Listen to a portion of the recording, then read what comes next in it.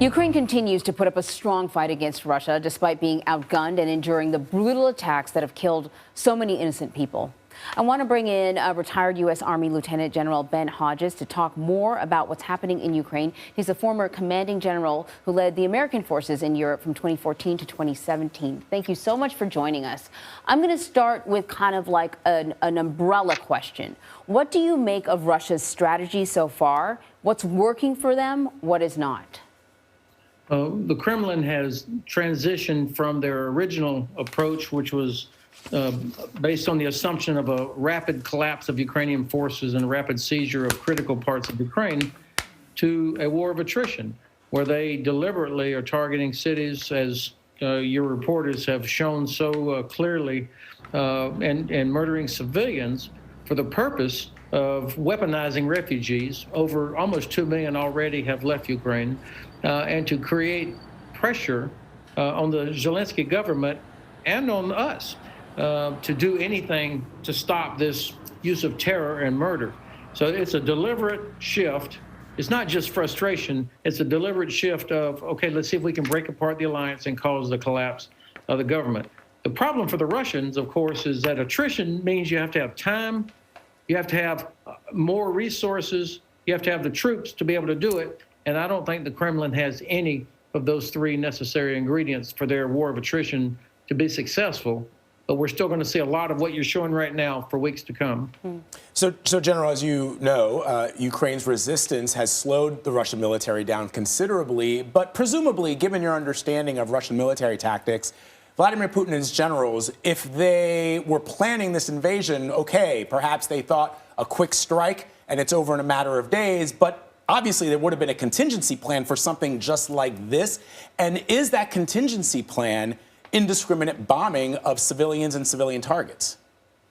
Well, of course, we know from history, including recent history, that the Russians have no problem with targeting civilian infrastructure, targeting civilians. They did this, I think most people now are becoming more and more familiar with the Chechen War, where they flattened the city of Grozny. They helped the Assad regime flatten the city of Aleppo. They helped the Assad regime use chemical weapons in Damascus. So this is not a new thing for them, and certainly they've used brute force in further back. I still think that they probably anticipated that they would be successful in the initial plan.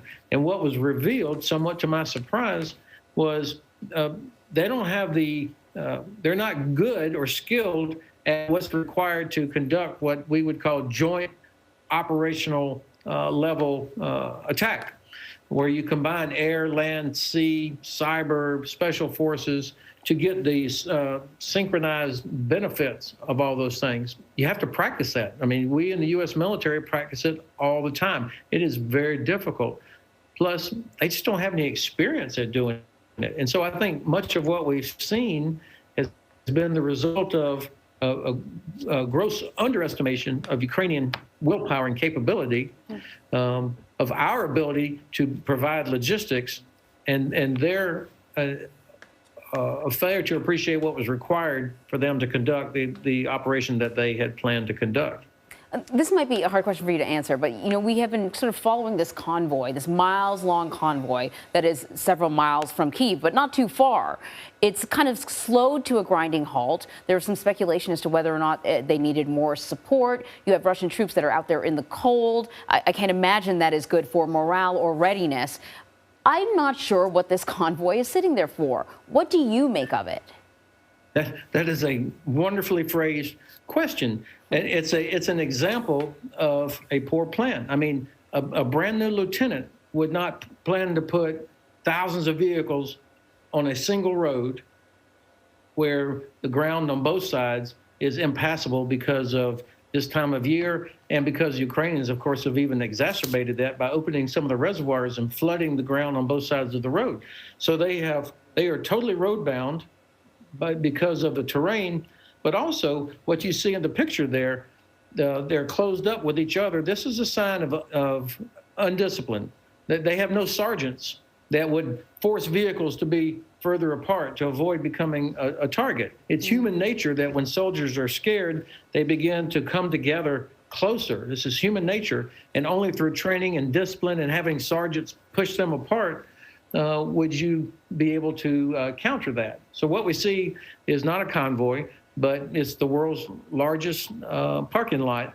It's a massively fat target that's not going anywhere. So the Ukrainians are developing the ability to pick at this thing, interdict it, and it's going to be there for a long time. And the final interesting point of this, of course, it was planned, I believe, to support with logistics the assault or the capture of Kyiv. So what's happening instead, this convoy, because they're sitting there, the vehicles are running nonstop because it's quite cold. So soldiers are going to leave the vehicles running to keep the vehicle warm. And it has become the self-licking ice cream cone of consuming all of the supplies, the fuel and the rations that it was meant to bring to the fight. General, you raise an interesting point, and I'm just sort of dumbfounded and astounded by what I've seen just over the last couple of days, specifically as it relates to the Russian military. I mean, this column, which is on a road, going back to my very first Army ROTC class, where they wouldn't even let us walk on roads if we were conducting exercises for a fear of a sniper attack or aerial bombardment. I find this absolutely astounding. I find it astounding that the Russians haven't been taking out bridges or airports or communications towers. Instead, as I go back to my earlier point, they're bombing apartment buildings. I mean, I just don't understand. It's kind of fascinating to me that the entire world is perhaps worried about Vladimir Putin and his nuclear weapons, but when it comes to just sort of standard military operations, they seem to be fumbling in the dark.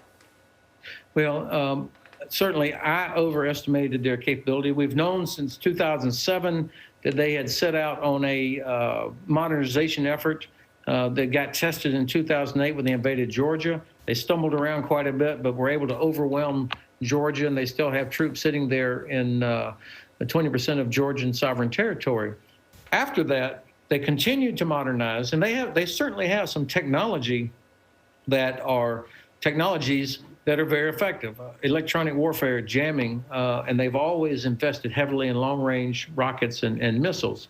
But you know, all the stuff that they did after that, most of the work was done by a narrow slice of the Russian army. Their airborne division, their special forces troops. So, and we started noticing that every operation, it was the same guys.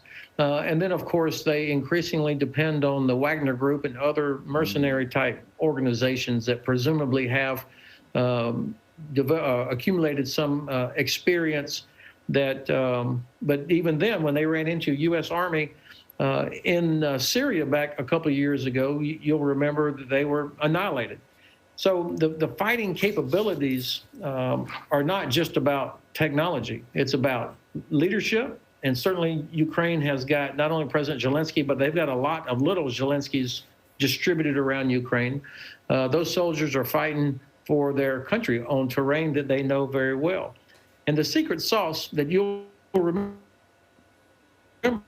from your first day of ROTC class, the secret U.S. military are sergeant commissioned officers, so have years of experience, have been deployed, have been through everything that the Army or the Marine Corps or the Air Force and Navy have, and that they are empowered to make soldiers do the things that help them accomplish a mission and keep them alive.